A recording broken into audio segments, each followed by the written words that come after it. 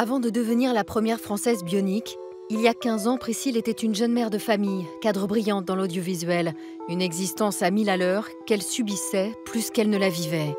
Depuis longtemps déjà, elle souffrait d'une profonde dépression. Alors pour en finir avec ce supplice, un jour Priscille se jette sous le métro. Elle se réveille sur un lit d'hôpital et le constat est bien pire que ses cauchemars. Je constate que je n'ai plus de jambes et que je n'ai plus de bras droit. Et donc me réveiller finalement encore en dépression et avec le corps que j'avais, mais c'était juste inconcevable. Évidemment que pour moi, c'était l'horreur. J'ai l'impression d'avoir un corps de ver de terre. J'en veux à ceux qui m'ont sauvée en me disant mais comment est-ce qu'on peut imaginer qu'on puisse vivre après dans cette situation-là. Au fil des semaines et des rencontres, vous allez peu à peu reprendre goût à la vie. Je vais reprendre goût à la vie, mais sans m'en rendre compte finalement. C'est-à-dire que finalement, dans cette vie, je vais oser réaliser tous les rêves que je m'étais interdits jusqu'à présent. Donc par exemple, je rêvais d'être artiste peintre professionnel. Donc je me suis donné les moyens de réussir. Donc j'ai commencé à peindre du matin au soir et ça ne m'a jamais quittée. Mais au quotidien, vivre avec 3 membres en moins, c'est un combat de chaque instant, j'imagine. Effectivement, c'est tout réapprendre comme un enfant finalement. Donc, c'est réapprendre à marcher. Donc là, concrètement, il fallait que je remarche avec des prothèses. C'est réapprendre à m'habiller avec une seule main, à manger avec une seule main. Également à écrire, à peindre de la main gauche, puisque en plus, évidemment, j'étais droitière. Donc, j'ai vraiment décidé, si vous voulez, de faire avec ce qui restait. Et voilà, même si ça prenait plus de temps, même si c'était plus comme avant. Et là, votre orthoprothésiste va vous donner un espoir inimaginable. Oui. Il me dit, écoute, je suis en train de réfléchir pour essayer d'importer une technologie révolutionnaire américaine qui permet de contrôler sa prothèse de bras par la pensée. Si je réussis ça, est-ce que ça te dirait d'être la première à tester cette technologie? Et en fait, tous les systèmes prothétiques qu'on me proposait pour le bras, c'était hyper fastidieux, hyper contraignant. Je mettais 10 000 temps à, je sais pas, à attraper une pomme. Que j'avais refusé tous ces systèmes-là en me disant, de toute façon, je fais 10 fois plus vite avec le bras gauche, je vois pas l'intérêt. Enfin, voilà. Mais là, tout d'un coup, quand il m'a proposé cette solution-là, je me suis dit, ah, mais là, c'est différent. Et là, j'ai tout de suite dit oui. Cette prothèse, en quoi elle consiste en fait? Ce qui est en fait révolutionnaire dans cette technologie, c'est qu'il y a une opération chirurgicale avant de mettre la prothèse. Donc en fait, l'opération chirurgicale consiste à récupérer des nerfs qui ont été sectionnés dans le bras au moment de l'amputation du bras, mais qui sont restés intacts. Il faut savoir que des nerfs, c'est toujours vivant. C'est-à-dire que même si moi, ça faisait 10 ans qu'ils n'avaient pas été utilisés, si on les reconnecte à des muscles, ils peuvent repousser dedans et retrouver leur fonction. Par exemple, quand je veux ouvrir la main de ma prothèse, en fait, je pense dans ma tête ouvrir la main. Le cerveau envoie une décharge électrique au nerf radial, c'est le nerf d'ouverture de la main. Le muscle se contracte et comme en fait il est en relation avec le capteur de la prothèse, le capteur du coup se déclenche et la main de la prothèse s'ouvre. Comme ça. Voilà. Donc génial. Et pour vos jambes, vous pourriez avoir le même type de prothèse? Alors, je sais qu'en fait, pour les jambes, c'est à l'étude. Après, ça dépend aussi des amputations de jambes. En fait, les amputations, c'est un peu complexe.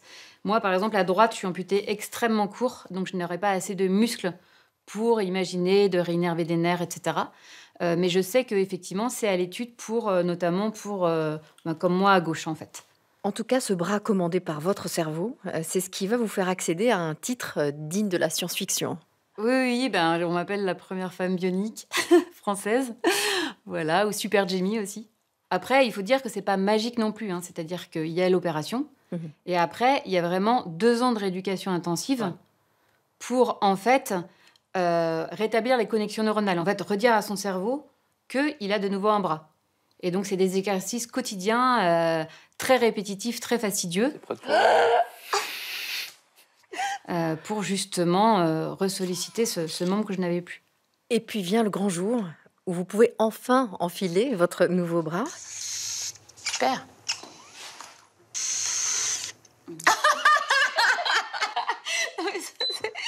Ça, c'est pas mal, ça. C'est incroyable. C'est incroyable parce qu'effectivement, c'est immédiat. C'est aussi l'aboutissement de 2 ans de travail acharné. Il y a toute mon équipe qui est là, on a tous les larmes aux yeux. Ouais, je pense que c'est vraiment du bonheur à l'état pur. Donc, par exemple, je sais pas, là, je veux plier je plie, je déplie, je plie, donc voilà. Après, je vais ouvrir la main, voilà. Je vais fermer la main, tac. C'est instantané, quoi. Après, par exemple, je vais tourner le poignet, voilà.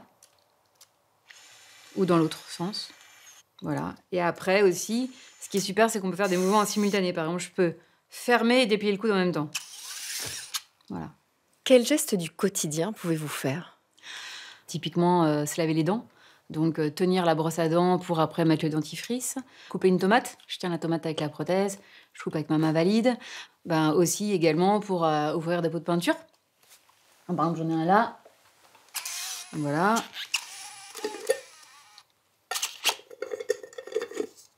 Alors que d'habitude, en fait, je coinçais le pot sous l'aisselle. J'en mettais partout sur le t-shirt. J'arrivais à peine à ouvrir. J'étais là...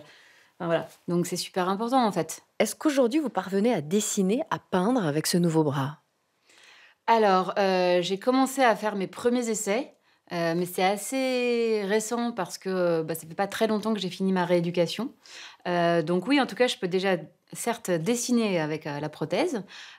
Pour peindre, ça, c'est pas un souci. Quand votre orthoprothésiste vous propose ça, c'est une première en France et c'est aussi très rare à l'étranger. Je crois qu'il y a, à peu près, 300 personnes qui ont ça dans le monde. Ça fait 20 ans maintenant que ça existe aux États-Unis. Ça a été aussi développé un peu en Autriche, en Allemagne, en Angleterre. Mais ça reste un système qui n'est pas trop utilisé, parce que c'est un système qui est très coûteux.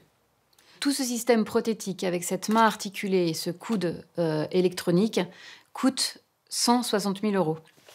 Sur ces 160 000 €, seulement environ 30 000 € sont pris en charge par l'assurance maladie. Donc moi, en tout cas, j'ai dû trouver la somme de 130 000 €. Et qu'allez-vous faire pour trouver 130 000 €? Il y a eu plein d'initiatives solidaires. Il y a 1800 coureurs qui ont couru pour moi, pour m'aider à financer cette prothèse. Après, j'ai eu des mécènes. Vous avez remué ciel et terre. Ouais, c'est ça. Et c'est vrai que j'ai été hyper émue de cet élan, en fait. Je ne m'attendais pas du tout à ça. Vous dites que ce bras change aussi la façon dont vous êtes perçu. C'est vrai qu'avec le handicap, si vous voulez, il y a vraiment ce côté où parfois on est un peu, comment dire, assimilé à tout ce qui est maladie, mort. Les gens parfois vous regardent un peu avec compassion en vous disant ah ma pauvre, j'aimerais pas qu'il m'arrive ça. Enfin voilà, des choses comme ça. Donc après c'est un peu dur d'avoir un esprit positif. Et là effectivement, tout d'un coup, ce bras permet un autre regard, comme si la technologie tout d'un coup révélait en fait la force plutôt que quelque chose qui manque, en fait. C'est comme si j'avais un super pouvoir. Alors, c'est vrai que bon, j'aime bien quand même montrer cette rotation à 360 degrés. Parfois, j'aime bien aussi, comment dire, mettre des robes un peu métallisées. Enfin, la jouer carrément robot, en fait. Mais bon, ça, c'est mon côté un peu, je sais pas, midinette. Vous vous dites que votre histoire servira aux autres? Je me dis qu'en tout cas, si jamais ça peut aider les gens, ben, c'est génial. Je me dis que je suis pas restée pour rien. Alors que franchement, on aurait pu imaginer que ma situation était plus que désespérée, que vraiment c'était juste impossible de vivre comme ça. Mais je me dis que si moi, dans ma situation, j'ai réussi à trouver des outils, bah certes, on peut avoir un handicap comme ça, mais c'est pas le bout du monde et surtout, on peut avoir une vie accomplie, quoi.